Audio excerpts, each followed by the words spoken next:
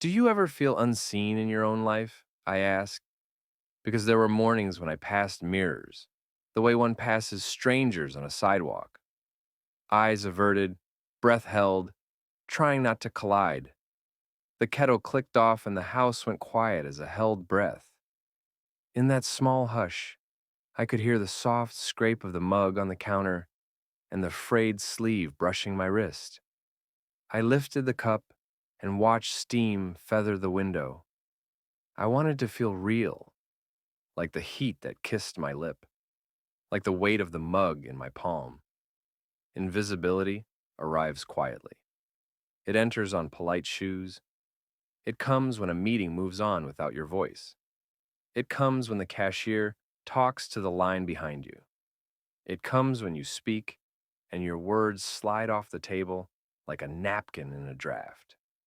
Skin knows before the mind does. Your shoulders rise. Your jaw hides your name behind your teeth. You stand smaller inside your own coat. There is a language for this, but many of us were never taught it. We learn to be agreeable, to smooth the nap of the room with our hands. Today, I open a different grammar book. I start with nouns I can touch: chair, mug, sweater cuff, sunlight. Then I try verbs that move gently: breathe, notice, ask, name. Feelings are shy. They answer when called with respect. When I whisper, I feel overlooked. The room does not argue. It nods. An exercise if you want company. Sit where light falls kindly. Place one hand on the table and one on your chest. Name 5 things you see. Name 4 things you can touch. Name 3 sounds, even the faint ones. The refrigerators even purr. A bus that sighs outside. The spoon's thin chime. Name 2 scents, like soap or the paper smell of old mail. Taste one small thing, a crumb of toast or the metallic thread of tea. When you finish, speak your name out loud. Let your voice be warm toward you.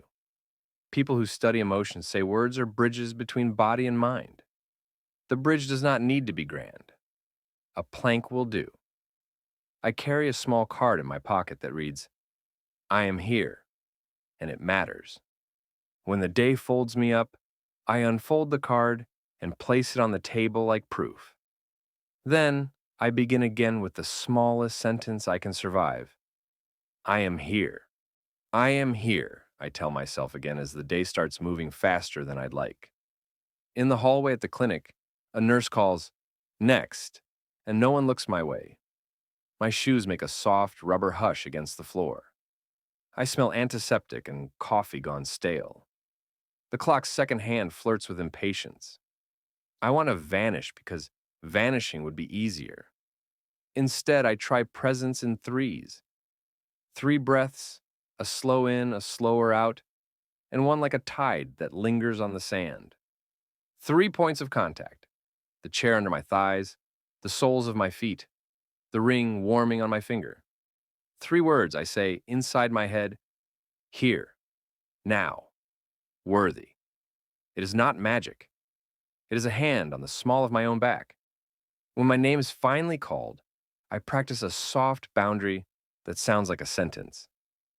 Before we begin, I'd like to share the top 2 things I need today. My voice is even.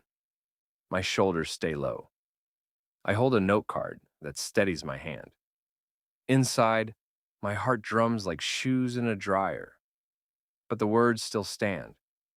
They make a small trail I can follow through the room. Information, lightly. Some counselors teach that naming clear needs lowers the body's alarm. The nervous system hears certainty and relaxes a buttonhole. We do not need a lecture. We need a phrase to hang on. I write favorite phrases on sticky notes and keep them in a slim envelope. I'd like to finish my thought. Please speak one at a time. Could we circle back to my question? Phrases are like clean forks, useful tools that make a table more civil. On the bus home, I lean my head against the window. The glass is cool and smells faintly of rain. The city slides by in strips of color, storefronts, puddles, red taillights. I decide to hold a small ceremony when I get home, not a complicated one. A few minutes to practice being visible to myself. I will wash my hands slowly with the lemon soap. I will write my name at the top of a page and then ask it a question. What wants attention? The pen will make a soft river across the paper. I will listen like someone opening a window in a stuck room. Listening changes the room. The desk lamp hums and pools gold on the paper. I list what wants attention and find that feelings arrive wearing simple clothes. Sad, like a coat left on a chair. Lonely, like a spoon resting on an empty saucer. Angry, like a match not yet struck. I resist the urge to judge my list for being ordinary. Ordinary is honest. Because I am practicing language, I add textures. Sad feels heavy and damp, like towels that never quite dried. Lonely sounds hollow, like footsteps in a stairwell. Angry tastes metallic, a copper penny on the tongue. When I pair words with senses, my body learns that emotions are visitors, not verdicts. They pass through. They leave a draft. I can close the window. Another practice. I write a letter to the person who forgot my name last week, and I do not send it. I let the pen be frank. I describe how the air thinned when my sentence was interrupted. I recount the heat in my cheeks and the cool of the water glass in my palm. I end with a request I can use next time. Please look at me while I'm speaking. I sign it with the kindest version of my name. Information softly offered. Research suggests that even imagined rehearsal can lower the heart's drum before a hard moment. Writing scripts is a kind way to give tomorrow a map. My map has tiny symbols, an ear for listening, a hand for boundary, a heart for rest. I tuck the paper under the ceramic dish that holds my keys. The dish is the color of fresh cream. The keys shine like small fish in a pond.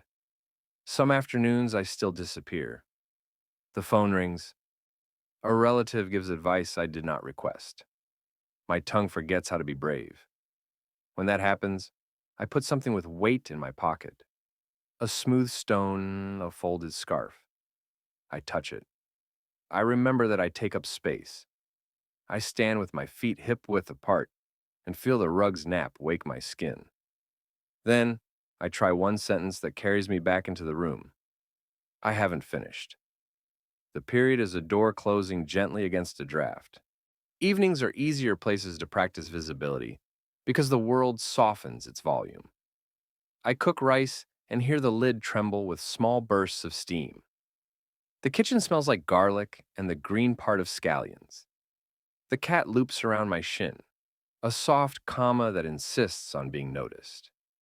I light a candle because a small fire makes a true room. I set the table for one as if I were expecting a friend. Cloth napkin, water in a real glass, a plate that feels cool under my palms. I give thanks out loud, not for everything, but for this. A body that has carried me all day, legs that went and returned, hands that opened and folded and held. When I eat, I count 10 slow bites before I look at my phone. The rice is sweet and a little sticky.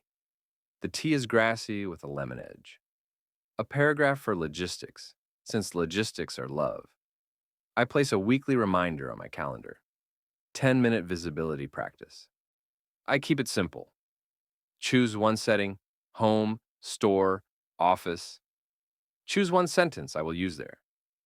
Choose one gesture, eye contact, a raised palm, a nod paired with, I'll go next. I rehearse in my kitchen where the walls are kind. The following day, I carry the sentence into the world like a small lantern. I also ask for witness. A friend and I trade short voice notes on Thursdays. We celebrate a tiny moment when we showed up. I said my name twice at the counter. I asked the book club to give me the floor. We keep the notes under 2 minutes. We keep them free of critique. Her laugh is my favorite proof that I exist. When I replay it, the room gets warmer by a degree. Sometimes visibility looks like rest. I close the laptop before the news turns loud. I lay on the rug and place a folded towel over my eyes. Darkness hums. My breath smooths like a sheet pulled straight. I tell myself, aloud and simple, you do not have to earn presence. You already have it.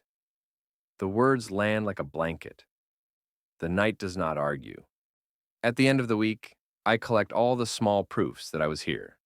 Ticket stubs, a shopping list with my handwriting slanted like reeds, a receipt smudged with the oil from a croissant.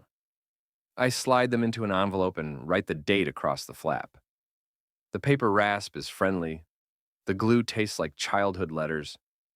I place the envelope in a shoebox labeled Evidence of a Life. I return to the mirror I used to avoid. The glass is not a judge. It is a surface that keeps my face from falling into the room. I stand close enough to see the pale map of veins at my temple, the silver at my hairline, the crow's feet that are really bird tracks headed toward the corner where laughter lives. I press my fingertips to the cool glass and feel my own warmth push back through the print. If you feel invisible, here is my simple map. Begin with senses. Add words that are kind and exact.